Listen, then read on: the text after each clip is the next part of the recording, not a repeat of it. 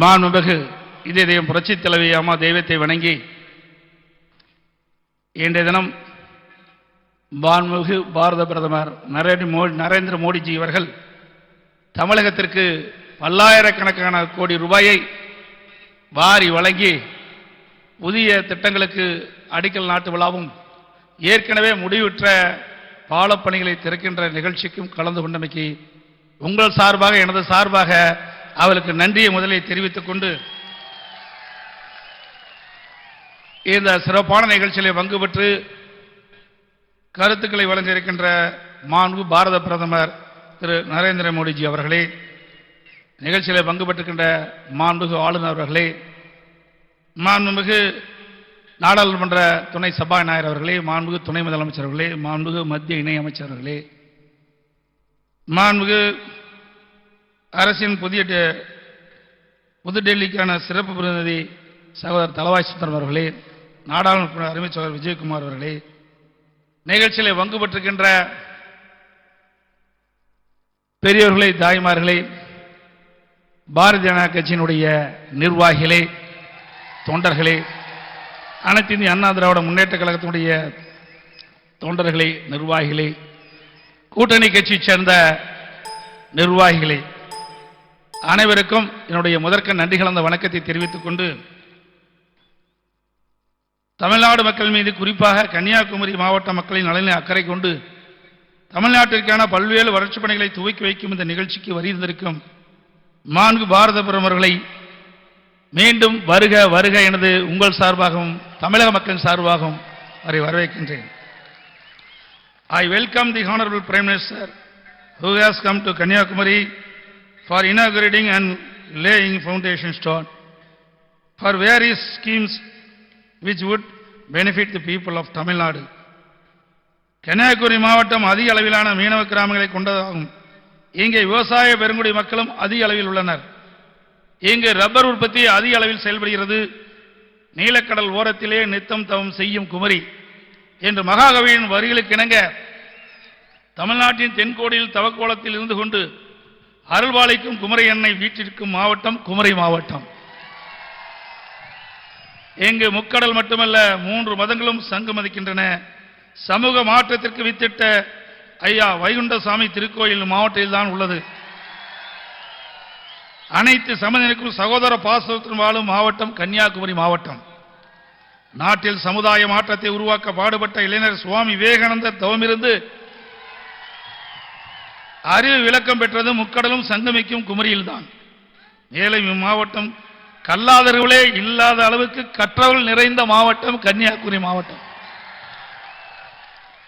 சுதந்திர போராட்ட வீரர்கள் செண்பகராமன், மார்ஷல் நேசமணி, ஜீவானந்தம், மாபெரும் கவிஞர் கவிமணி தேசிக விநாயகம் பிள்ளை ஆகியோரும் சினிமா துறையில் புரட்சி செய்த கலைவாணர் NS கிருஷ்ணன் அவர்களும் இம்மாவட்டத்தில் பிறந்தவர்கள் என்பதை குறிப்பிட்டு சொல்லுகிறேன்.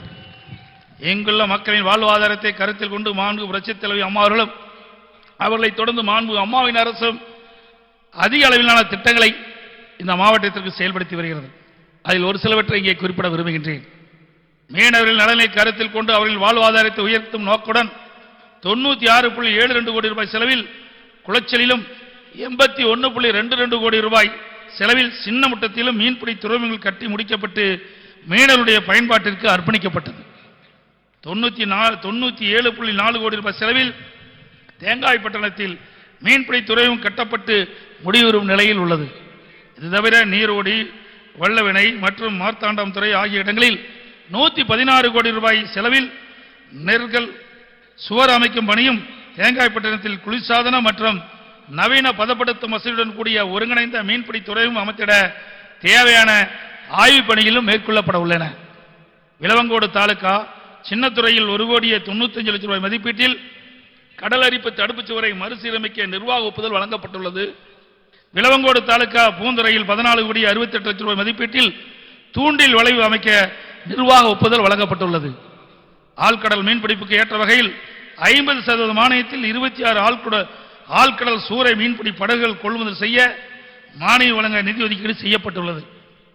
ஆழ்கடல் மீன்பிடிவில் ஈடுபட்டுள்ள மீனவர்களின் பாதுகாப்பினை உறுதி செய்யும் நோக்கில் 50 மீனவ குழுக்களுக்கு குழு ஒன்றுக்கு தலா 2 செயற்கைக்கோள் தொலைபேசிகளும் 3 நேவி கருவிகளும் சமீபத்தில் அம்மாவின் அரசால் அந்த மீனவர் மக்களுக்கு வழங்கப்பட்டுள்ளன.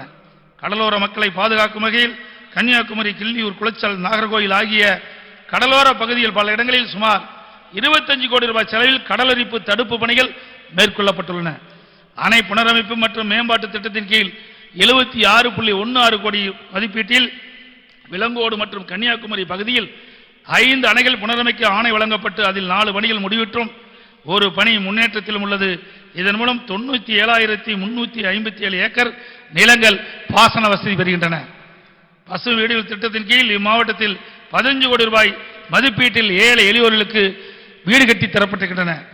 அனைவருக்கு வீடு கட்டி திட்டத்தின் கீழ் கன்னியாகுமரி மாவட்டத்தில் நகராட்சி மற்றும் பேரூராட்சிகளில் 827 கோடி 67 லட்சம் ரூபாய் மதிப்பீட்டில் 24,987 வீடுகள் தற்போது கட்டப்பட்டு வருகின்ற மகிழ்ச்சியான செய்தி இந்த நேரத்தில் தெரிவிக்க விரும்புகின்றேன்.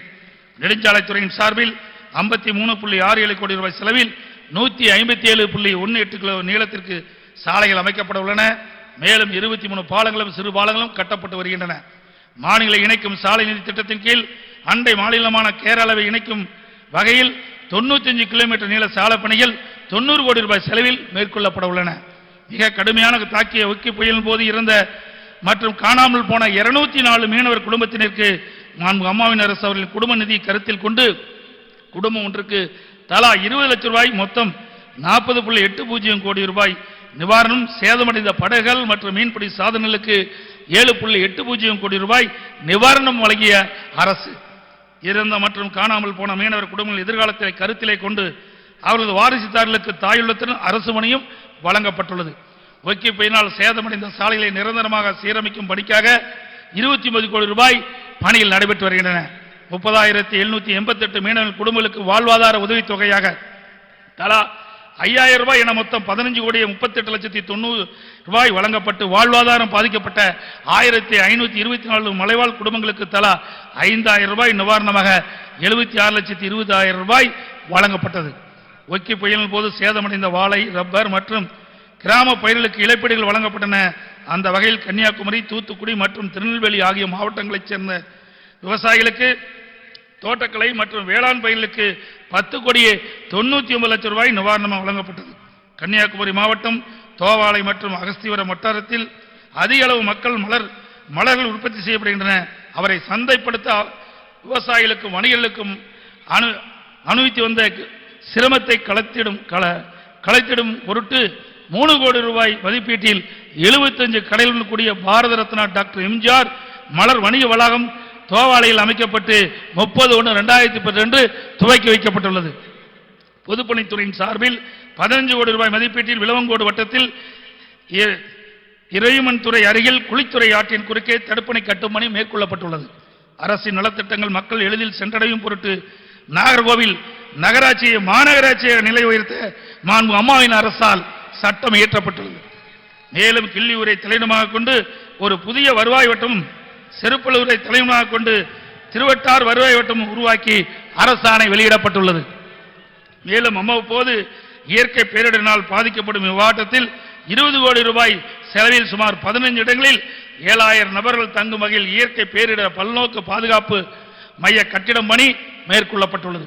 கன்னியாகுமரி மாவட்டம் சுற்றுலாக்கு புகழ்பெற்ற மாவட்டம் என்றதால் 2.4 கோடி ரூபாய் மதிப்பீட்டில் நகர்ப்புற நிரந்தர கைவினை பொருட்கள் கண்காட்சி வழங்க அமைக்கப்பட நடவடிக்கை எடுக்கப்பட்டு வருகிறது.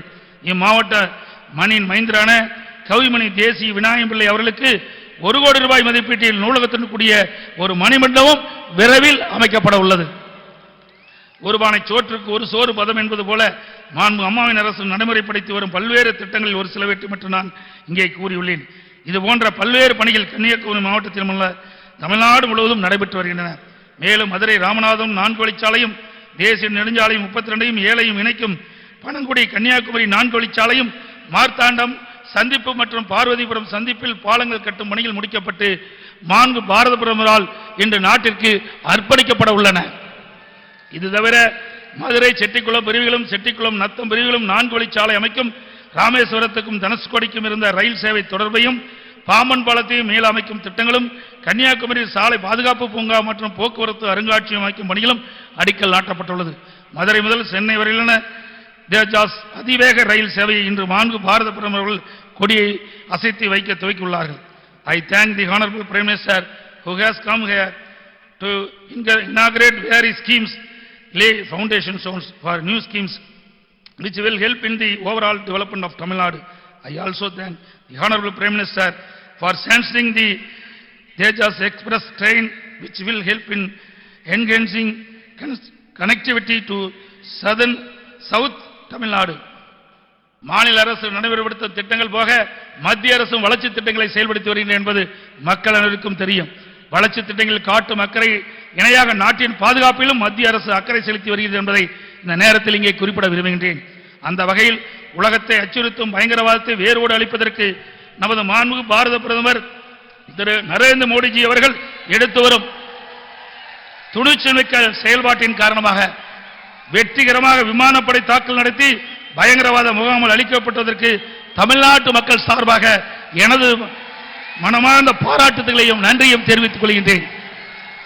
On behalf of the people of Tamil Nadu, I thank the Honorable Prime Minister for the bold and deciding measures to root out terrorism which is threatening the world and the successful air strike to decimate the terrorist camps.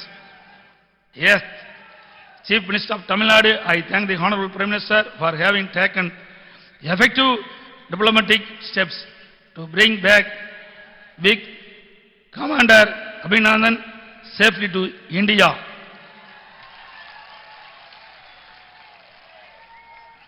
மாண்பு பாரத பிரதமர் வருகை புரிந்து இந்த நேரத்தில் தமிழ்நாடு அரசின் சார்பிலும் கன்னியாகுமரி மாவட்டங்கள் சார்பிலும் ஒரு கோரிக்கை வலியுறுத்த விரும்புகின்றேன். அதாவது இயற்கை பேரிடர்களால் அதிக அளவில் பாதிக்கப்படும் மாவட்டங்களில் கன்னியாகுமரி மாவட்டம் ஒன்றாகும்.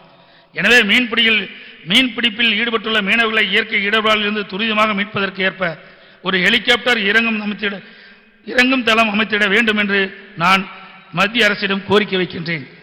I request Honorable Prime Minister to establish to naval station at Kanyakumari for ensuring the safety and security of our fishermen to sea.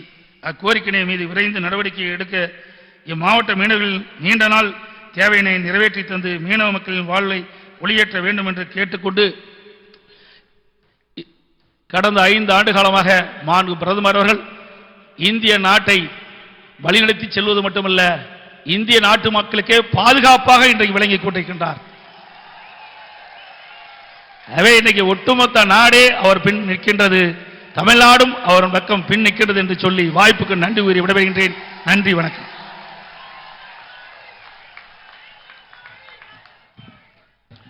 Thank you, sir, for your inspiring and information-packed speech.